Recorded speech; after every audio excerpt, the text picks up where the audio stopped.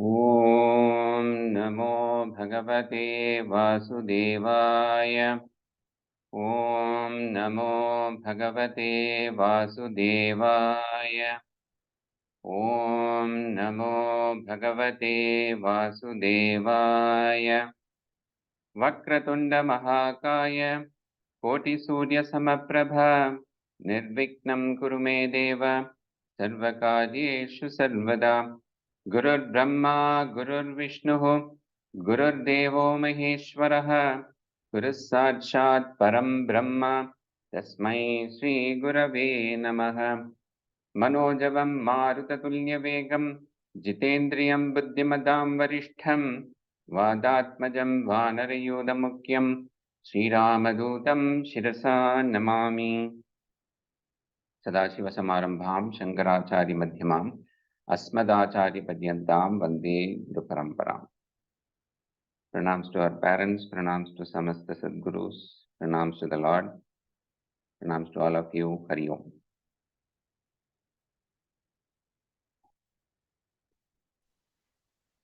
So the last session we started with Purusharthas or goals, because as human beings, as an intelligent being, we think about planning, about goals, about betterment in whatever we do for ourselves, for our family, for the society, for the world. We always look at improvising. Because of that, we have goals, we plan, and we have expectations. Because when we have goals, we want to realize them. We want a return on our investment, right? So it's legitimate. But along with that comes a point where we find that we are not getting the result what we expected. We put in more effort, or we look at the external world and attribute that particular result to something else, to some other people, to circumstances, events, or the weather, whatever. And therefore, we start seeking answers. There is comparison which comes in,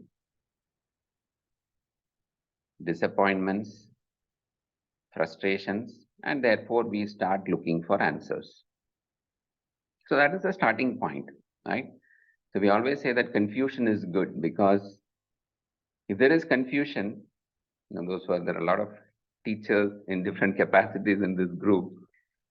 So we always say that confusion is good, because if you're confused, it means that I am thinking, that I am confused between two options, two potential answers, which means I am thinking, which means I have a question, which means I am seeking an answer, right?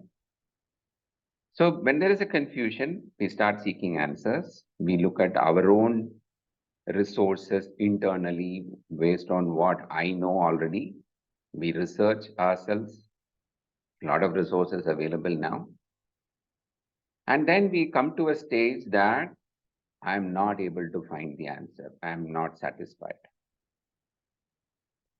The next stage is I need to seek an answer outside of me.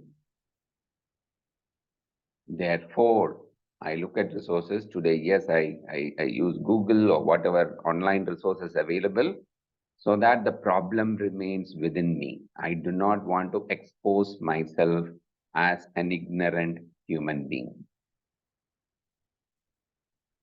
That also does not give an answer. I'm not satisfied. Therefore, I come to a point, oh, I need to ask someone else. That is a stage of surrender, in the sense that I need to go to somebody else and ask, I do not know this. So this is where a critical aspect comes in, that who can give these answers? Where is the source for this? Which is the right source? So many, we are bombarded with so much of information today. There's a push notification. There is WhatsApp groups, messages saying that this is good, this is bad. The same thing which is good today, somebody else gives the research and data telling that this is bad. So the same thing applies. It's a huge dilemma within our culture. In terms of the scriptures are so vast. The guidelines given to me are sometimes contradictory. There are certain things which my parents taught, then my gurus taught, and then my community, my family. Today my children will come with something else. So there is a huge confusion which continues to happen. And therefore, we are left with a situation where we need to find which is the right. Is it only a single source which can give me all the answers? Or can somebody help me to identify so that I do not want to waste my time. I want to focus because I want the result of what I am seeking. That is where we come to the Shastras, our scriptures. So the first point is in terms of I need help. There are many places where there is a helpline available. Even you open a website, there's a question mark, there is a chat available. I have to go and click there to say that, yes, I need help. I do not know this. This is not clear to me. Please help me. Right? And that is where we come to the next topic of the Shastras. The Shastras are there to fulfill our goals, whatever the goals which we discussed. I'm sure and all of us would have done some analysis of our goals. The Shastras are there to help us fulfill our goals, the Purusharthas, including moksha. So to fulfill those goals, certain things are not even clear to me as to what those goals are. Should I have these goals? Kama as a goal, is it legitimate? Should I still have it in my list? Even that guidance the Shastras gives us. So what are Shastras? Where do I start? There is no end. There is no beginning. There's something else which is coming up. We say, okay, study the Bhagavad Gita, that will give all the answers. He says, no, Ramayana is better. Say, no, Puranas are better. Somebody says, no, you just do chanting, that is enough. You will get moksha. Somebody says, no, unless you go deep and study Vedanta, which I don't understand, which I'm not able to understand. So Shastra, again, the name itself, the term itself, so Sanskrit is beautiful. I have not studied Sanskrit deeply, but along with study of the Bhagavad Gita and the chanting, there are certain things which we will automatically learn. Shastras itself means Shasana Trayate. Tra means to protect. It also means in the initial stages, just like we discipline our children, we take care of our children.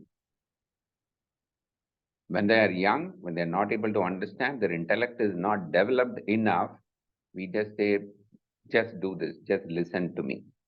Don't ask questions. Correct? This happens even now, even with adults it happens. Because they are not in a position to understand at that point of time. That is why rituals are built into our culture, where we just have to continue doing it so that it gets embedded. And there will come a time when we want to understand the why part of it. So Shastras also, in the initial stages for us, when we take up the study, there are certain things which will be prescribed.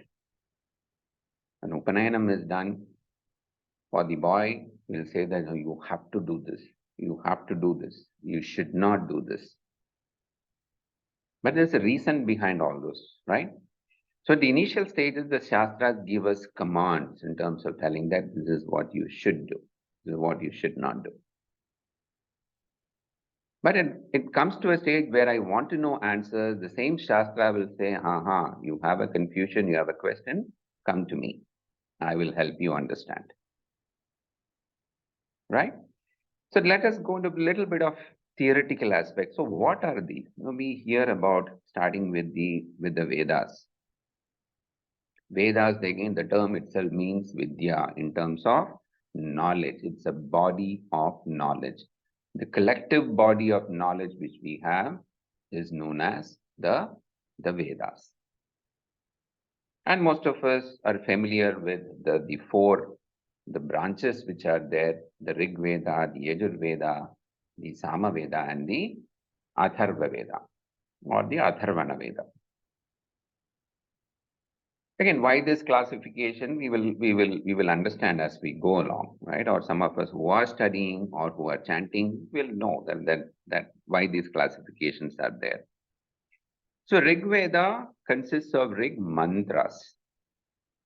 Again, this is another important term, mantra.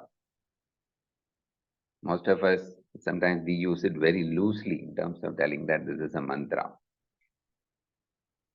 Traditionally, mantra refers to something which is from the Vedas. Again, the derivation is mananat trayate. A mantra is something which has to be meditated upon, which has to be dwelled upon, which has to be thought about, which has to be studied. Right? And trayate, again, it is for our protection. It is to help us. So Rig Veda is more poetical in nature. Yajur Veda is more of a prose. Sama Veda is in the form of songs. Right? And Atharvana Veda is again in terms of mantras. So these are the four different Vedas which are there in terms of a classification which is given. Now the question is, where did this come from? Where did this come from? We never find somebody having a copyright on the Vedas, right? In terms of telling that this is my copyright, etc., etc. So that's why another name or the term which is used for the Vedas is Shruti. So there are various laws. We say Shruti, Smriti, Purananam, Alayam, Karunalayam, right? So Shruti means this is something which is heard by whom? By the rishis themselves. Even for us, we have that capability. We have to be tuned to that in terms of understanding what is there out there in the nature. What is it offering to us? So similarly, these mantras has come to us through the rishis. Today, yes, it is available in text form. That's an advantage as well as a disadvantage because you find there are a lot of text. Sometimes there are differences, variations, seeming contradictions. Which one is correct? Which is wrong? In terms of the terms itself which are given, the mantras itself, or the intonations of the Vedic mantras. So that is why the real tradition of studying the Vedas has always been direct through by listening from a teacher. That is why it is also known as Shruti, where it has to be heard, it is taught, and it is passed on to the next generation, to the next line, and they pass it on.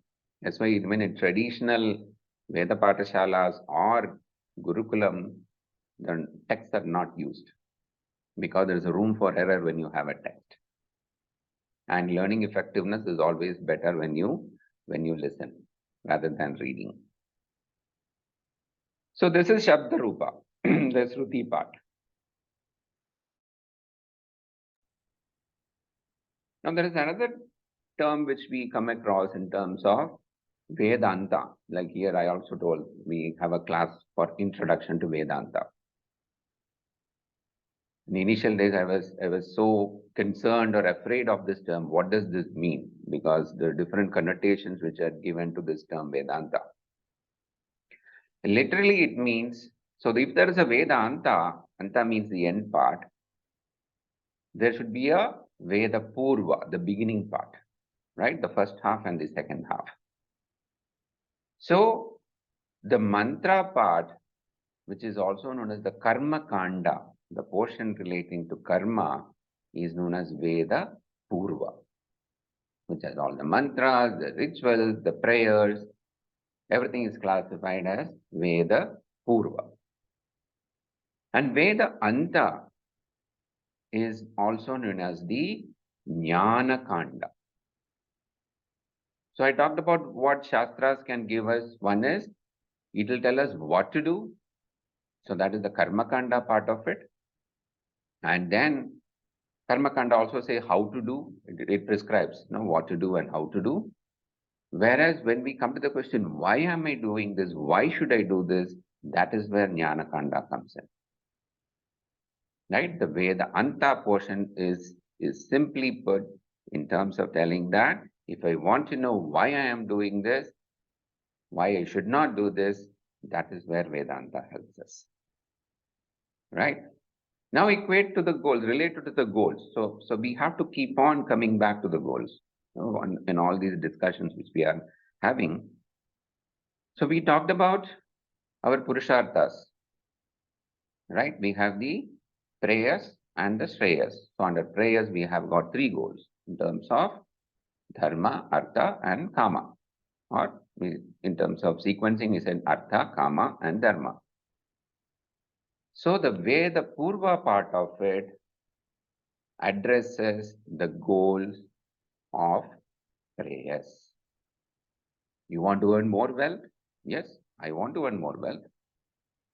Come to the Veda Purva part of it, it gives the solution there.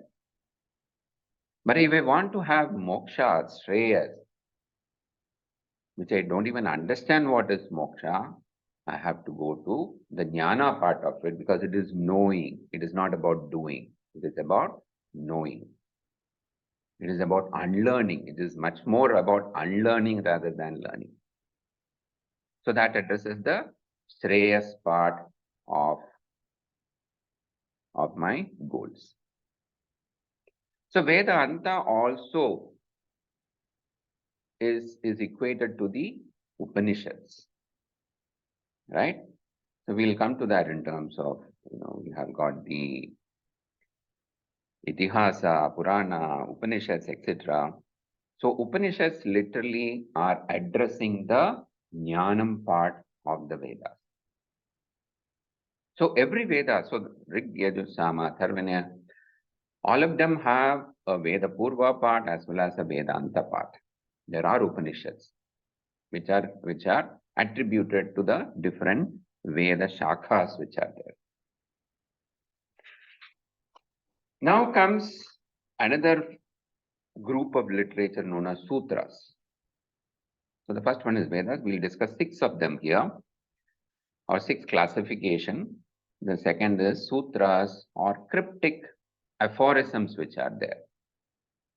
The most popular which we normally hear is the Brahma Sutras. But there are different ones. There are Dharma Sutras, Grihya Sutras, Srauta Sutras, which is for the society, what a society should be doing. Dharma is for the individual. Grihya Sutra is for the family. Srauta Sutras are for the society. Again, these are, attributed to different rishis, Gautama, Agama Sutra, Abhastamba, Parashara rishis. So literally, sutras are cryptic ones which are codified from the Vedas. Again, the primary body remains the Vedas. Then we come to the third one known as Smritis. Right? It says Shruti, Smriti, Purananam. Smriti, the literal meaning again is you learn something, you think about it, you make a synopsis, you make a summary. So something which is recalled and then reproduced. Right? So here we have Manusmriti, Parashara Smriti, Yajnavalkya Smriti. So here, what does this give? What does this body of the Vedas or the literature gives us, or the Shastras give us, is the duties, the dharma which is prescribed for the various ashramas. Ashrama, we will have one full session on ashrama, where in terms of what is my duty in my stage of life today? What am I supposed to do? And it also gives an explanation of that. It's not just about telling, but it gives an explanation, right? So the fourth one is the Puranas, right? And again, we come across various, again, we are prescribed telling that, okay, read Bhagavata Purana, etc., etc. Puranas, again, is an elaboration from the Smritis in a story form, in the form of stories, because as human beings, all of us have different inclination towards different types of learning, different ways of learning. Some of us are comfortable reading a book, some of us are comfortable just listening to audio, some of us have to have a video, some of us need physical face-to-face classes or practical, right? So there's no right or wrong there. It is based on my own competence, my own disposition, my own way, the way I learn. Therefore, the Puranas comes into play in terms of telling that, yes, are you a person who are more inclined toward just listening to stories? And all of them, yes, the base again comes from the Smritis. Again, we talk about 18 Puranas, 18 Upapuranas, right, attributed to Vyasacharya and Parashara Rishi. It is an elaboration. Again, Purana itself, the literal meaning is that it is Pura Api Nava, which means it is, because one of the literal meaning which we use, that something which is old, right? Purana. Yes, it is. It is ancient, but it is still relevant. It is still relevant to all of us in any age, any time. So that is the literal meaning of Puranas. So that was the fourth one. So we started with Vedas, then the Sutras, the Smriti, the Purana. The next one is the Itihasa, right? And we come across the Ramayana and the Mahabharata, telling that these are Itihasa. Again, the literal meaning is that thus it happened, right?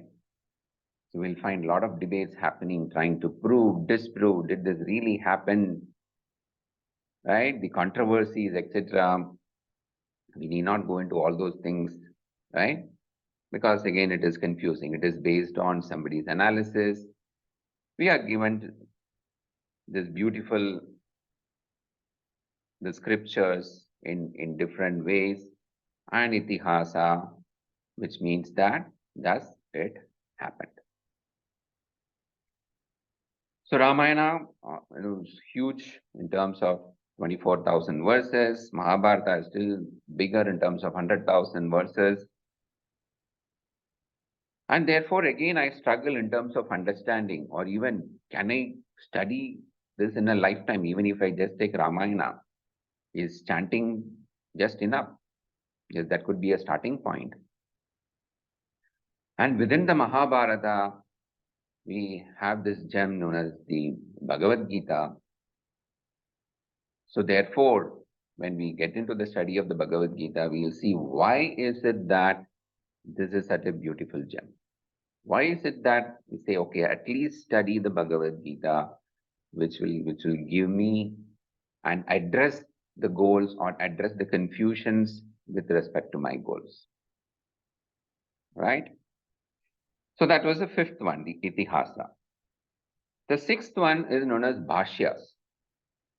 Now, all of the scriptures are in Sanskritam. I have not studied Sanskritam. So how am I going to understand what is there? Yes, I can chant certain things, I can by heart, I can chant them. But if I need to understand, I need to understand Sanskritam, which I don't understand.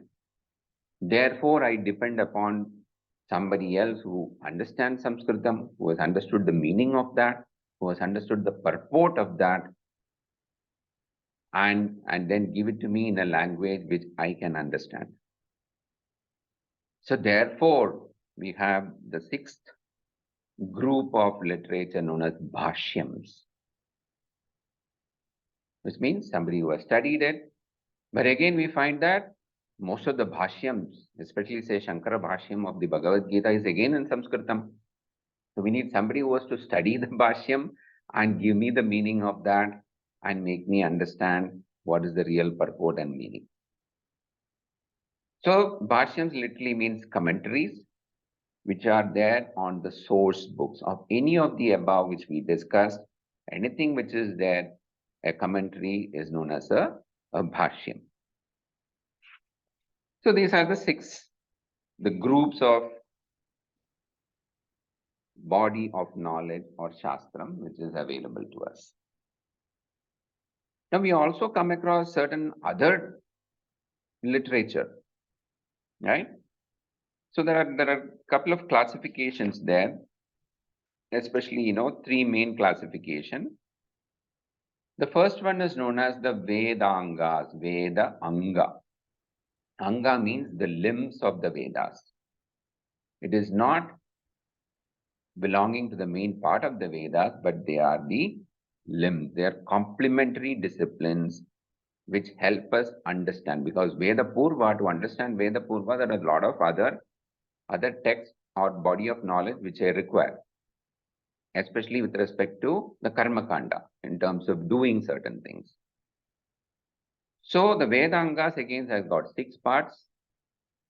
One is Shiksha, which is phonetics, Vyakarana, which is grammar, because I told it's in Sanskritam, any language require these disciplines. Chandas, which is prosody or the meter, because these are all in metrical form. Nirukta is etymology or the dictionary. Jyotisha, which talks about astronomy and astrology. Jyotisha's primary meaning or the purport or the purpose is astronomy. And then the 6th one is Kalpa, which is the know-how of rituals. So Veda Angas, which has got 6 parts: Shiksha, Vyakarana, Chandas, Nirukta, Jyotisha, and Kalpa. The second one here is Upangas. Again, these are ancillary to the Vedas.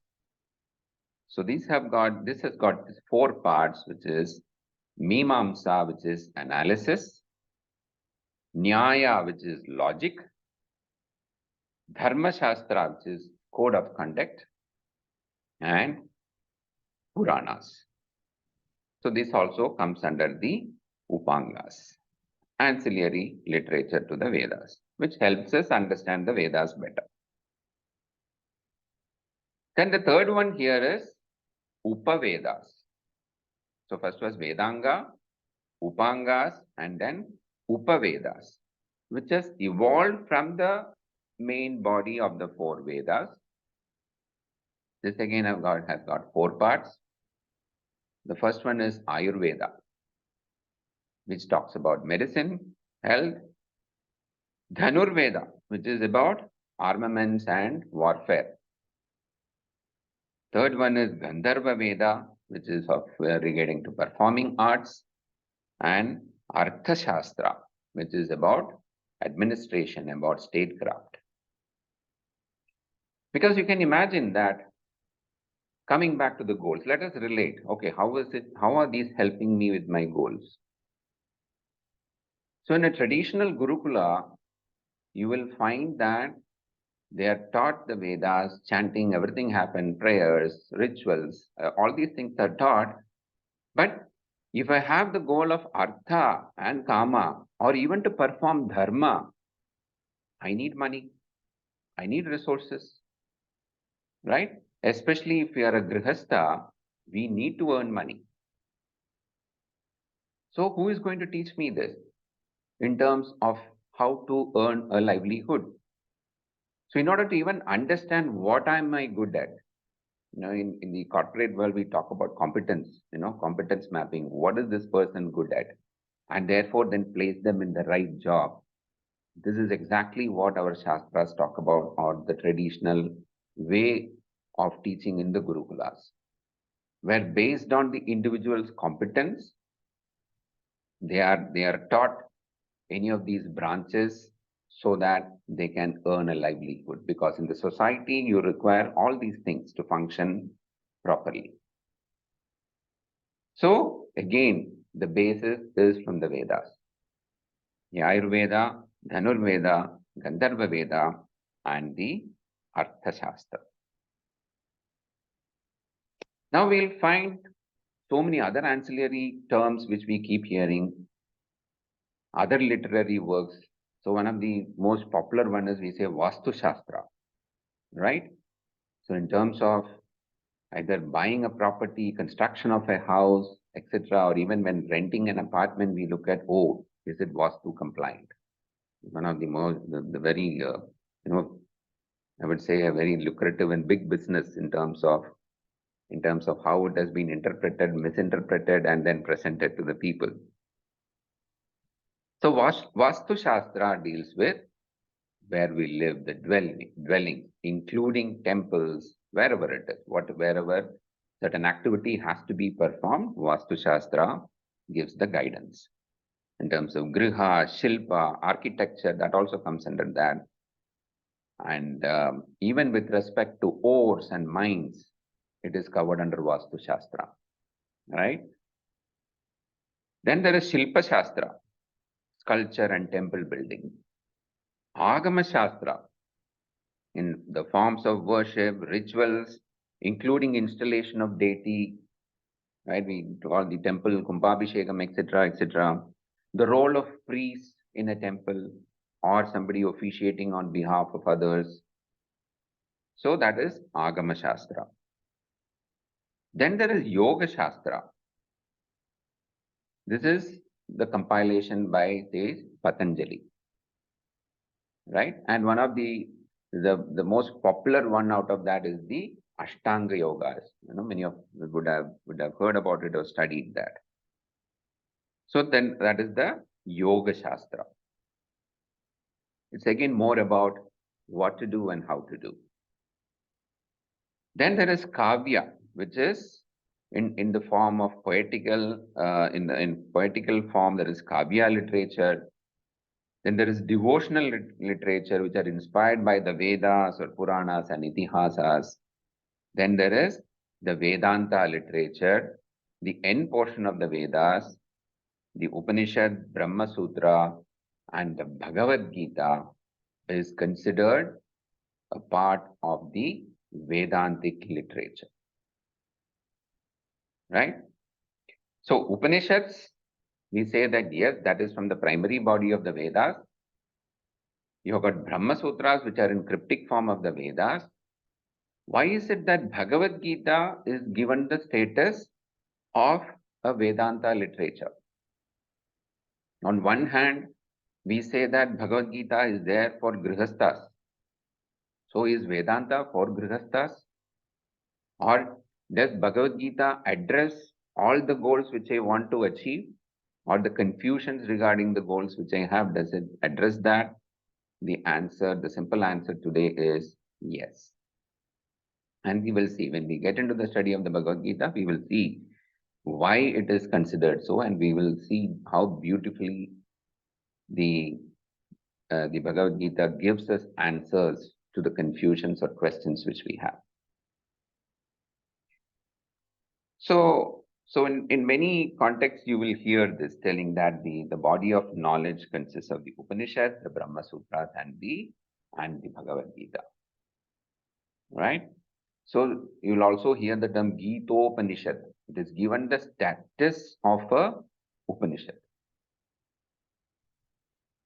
So if we did go through a lot of different terms today, it may appear confusing, but there are different notes available. I'm sure that you also will be taking your own notes down. The recording is available in terms of listening to this again, understanding. Certain things are pure, theoretical or technical, which are there. But the whole purpose is that if we have a question regarding that, we should be able to get a clarification, especially with respect to the way the Purva part of it, the Karma Kanda part of it, because that is where in today's world there is maximum amount of confusion which is there, or misinterpretation or misunderstandings which are there in terms of understanding what am I supposed to do, what is my duty, right? I will pause because this is a heavy subject, and probably already a lot of questions would have come to our minds. So I'll pause for 2 minutes. If there are any questions, please.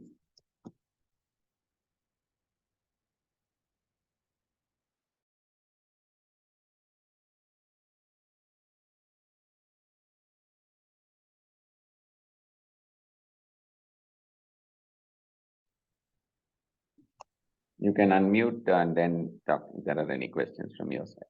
What about the darshanas, sir? We hear about, I'm not clear where the darshanas will be placed. Sorry, which literature is that, Nagaraj? My guru always used to talk about the 6 darshanas. So now you have given a... Okay. I need to find that out, yeah?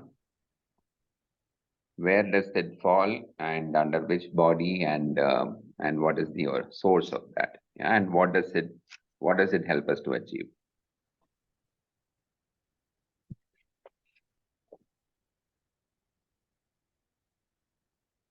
Any other questions? Hari Om, Krishnan ji.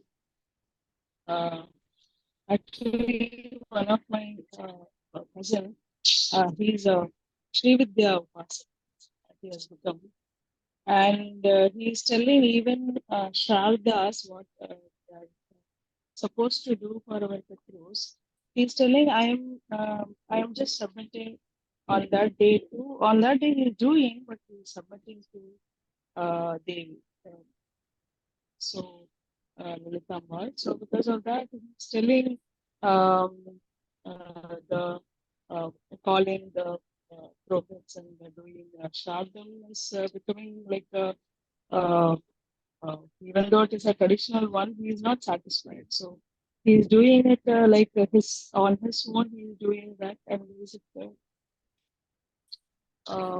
according to his part, we feel that it is correct, but still we feel we are afraid that should not be put in doshas.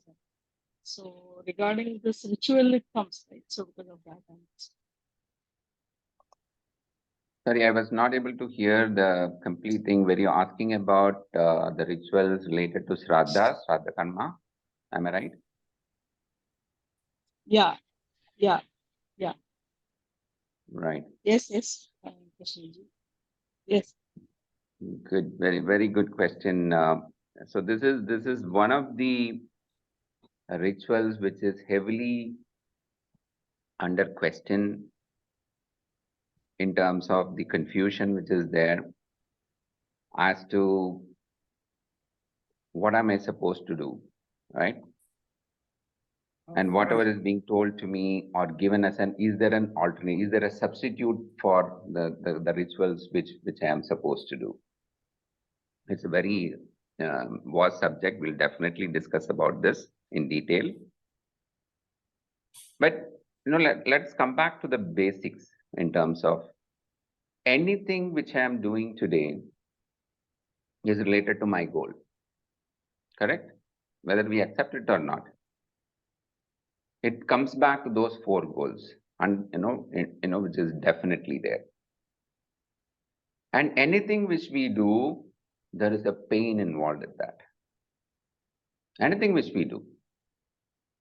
On a Sunday morning, if we are sitting here and discussing this, there is a pain involved in that. But I believe that investing this time, going through this pain is going to give me a better result, much more than my investment. That's why we are doing it. Right? In that aspect, we are selfish, and we should be selfish from that point of view in terms of telling that this has to give me a better result. The same thing applies to any ritual. Yes, the starting point for us are our parents in terms of telling that They tell us to do, they show us, they still continue to do that, not for their own sake. Yes, there are certain things they are also deriving a result from that, but 99.9% of the time, and we do the same thing for our children also, right? We do it because we want to be seen as doing the right thing. Even in a society that happens. You say that any point of time, we are a teacher to 100 people around us, whether we realize it or not. So therefore, anything which we do, there is a pain involved. There is an expected result from whatever we do. And the moment we come to a dilemma in terms of telling that I am not seeing the result of this, so should I do this?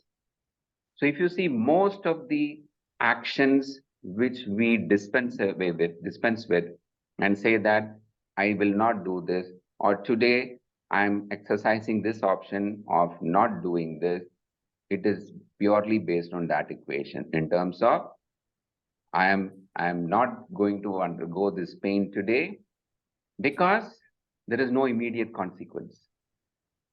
It is all about consequence management. Whatever we do is about consequence management. Is there an immediate effect? I don't see an effect.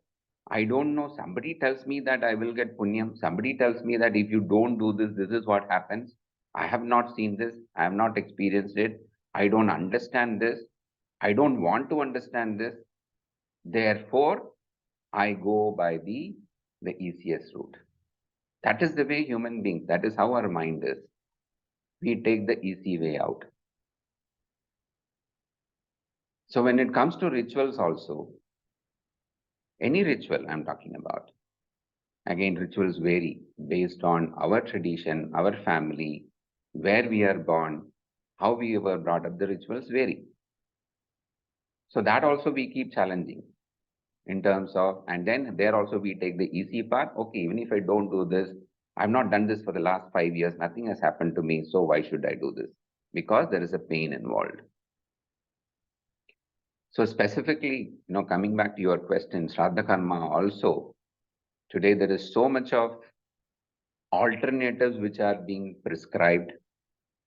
I'm not here to comment whether they are right or wrong, etc., because even I do not understand the full purport about what is being prescribed. But any ritual, if we try to analyze, if we analyze from this standpoint in terms of telling that why am I not doing what I am supposed to do?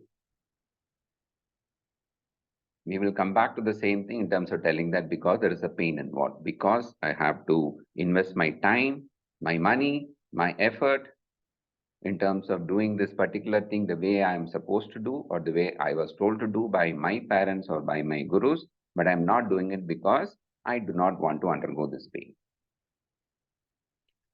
So, in a broader context, there are certain rituals which have compensation. We will see that when we analyze the Varna Dharma, Ashrama Dharma, etc., or even karma, the law of karma, we will see that in a bit more detail.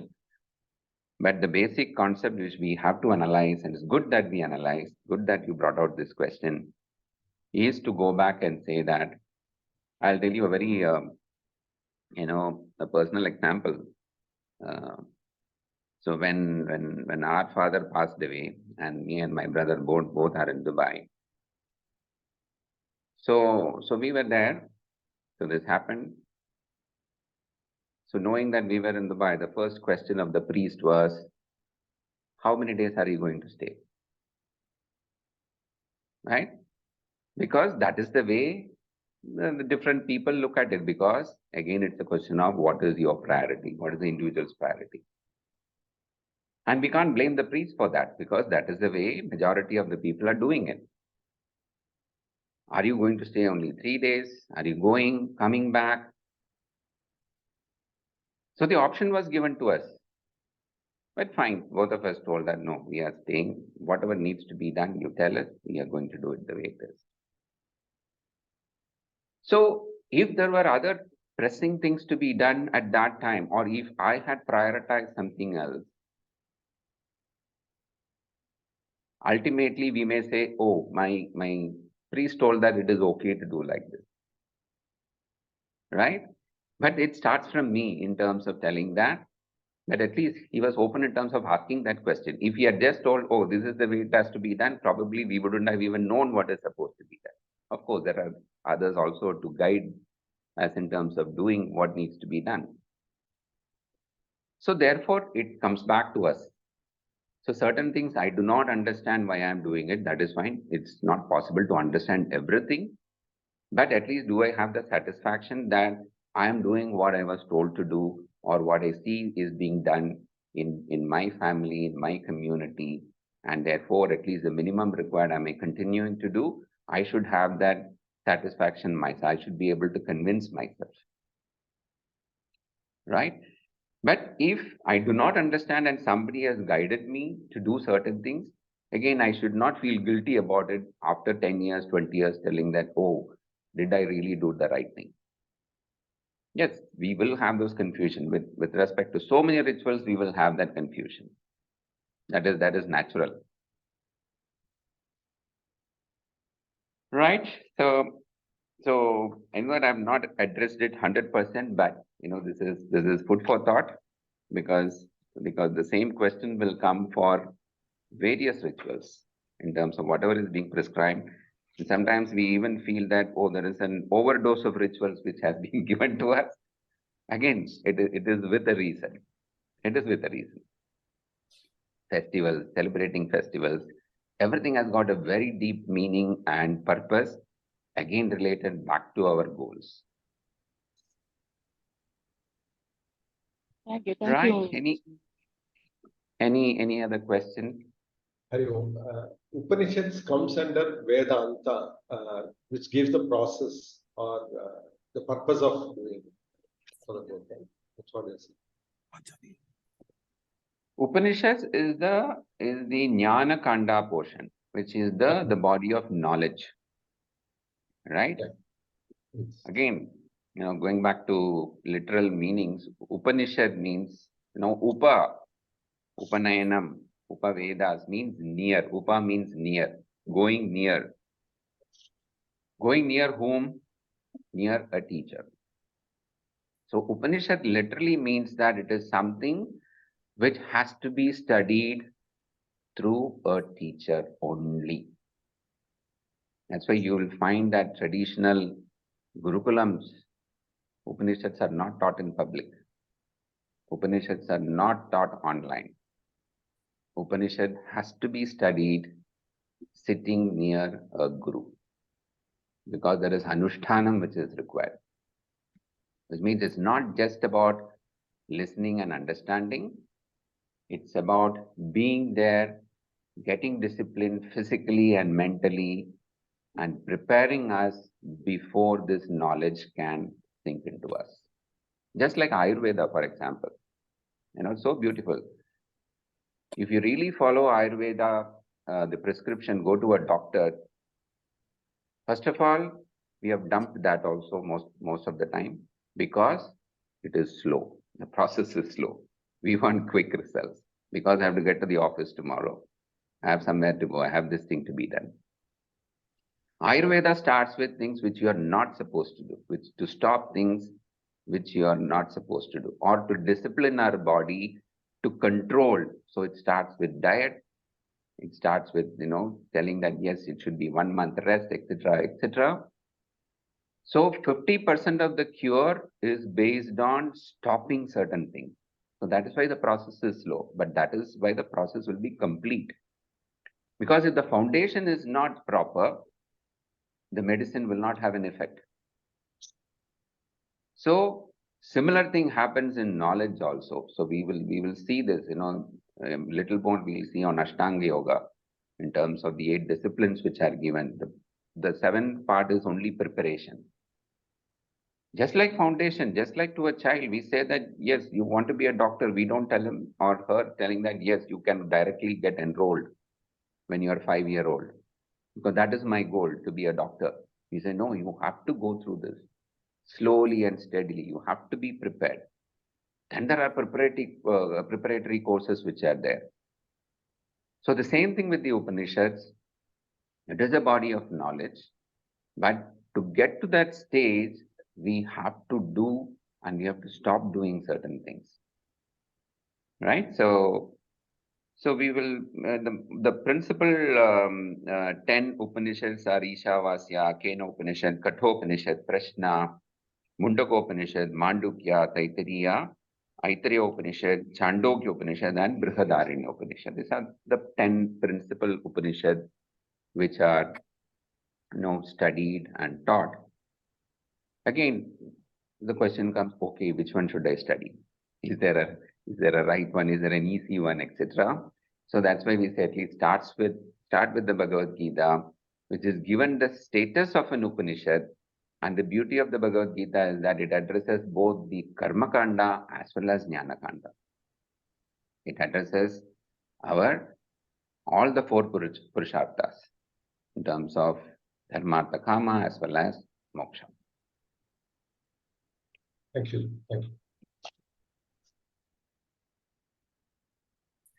Good. Any other questions or thoughts? Hari Om.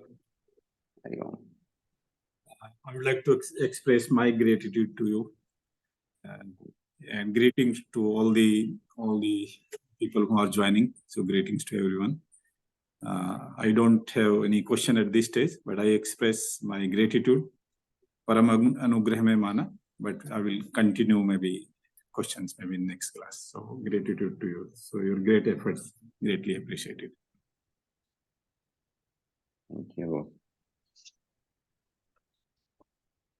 So some more additional, based on the Shastras.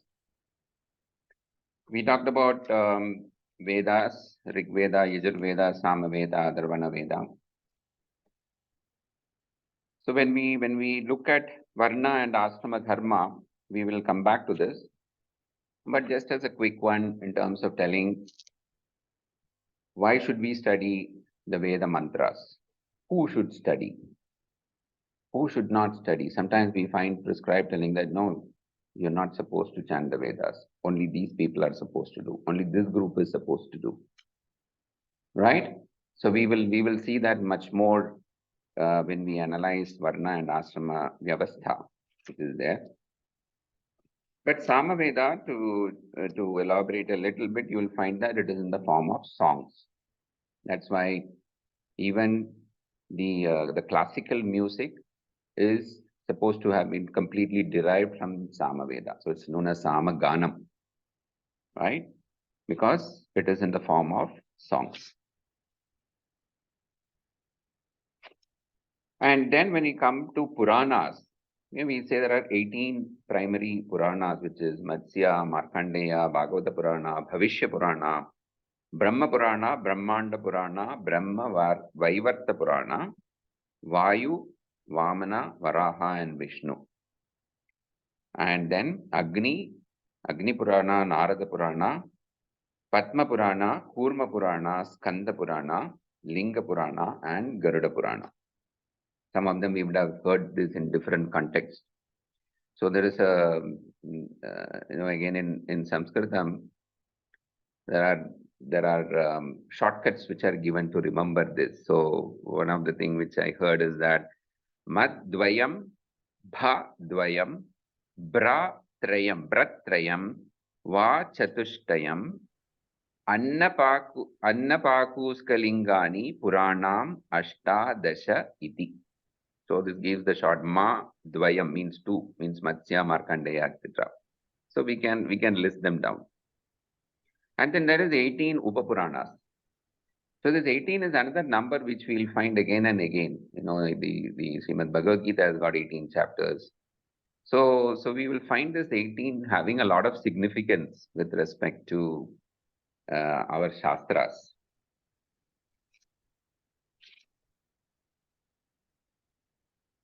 So we will stop here for the day, and my again request is that yes, we should be able to relate to whatever we are doing, and we should get answers.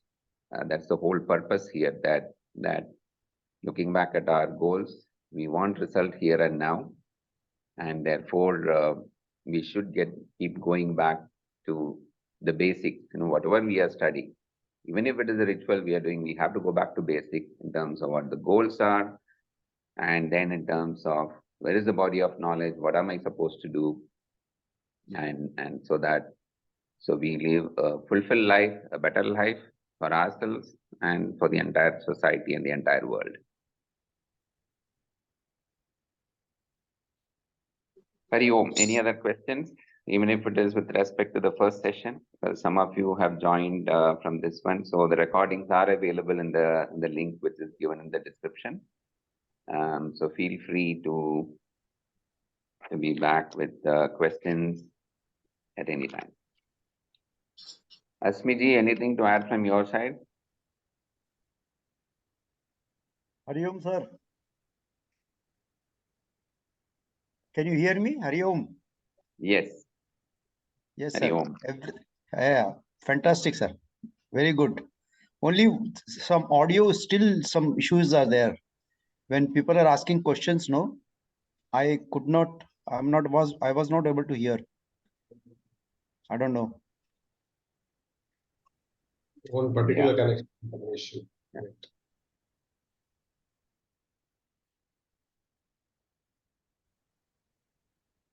Right? If there are no other questions, we can close for the day. Shekharji, everything fine? Hari Om, thank you very much. Yes, Krishnanji, everything is fine. Hari Om, Krishnanji. Om Purnamadah Purnamidam Purnat Purnamudachyate Purnasya Purnamadaya Purnamevavashishyate Om Shanti Shanti Shantihi Harihi Om Sri Gurubhyo Namaha Harihi Om.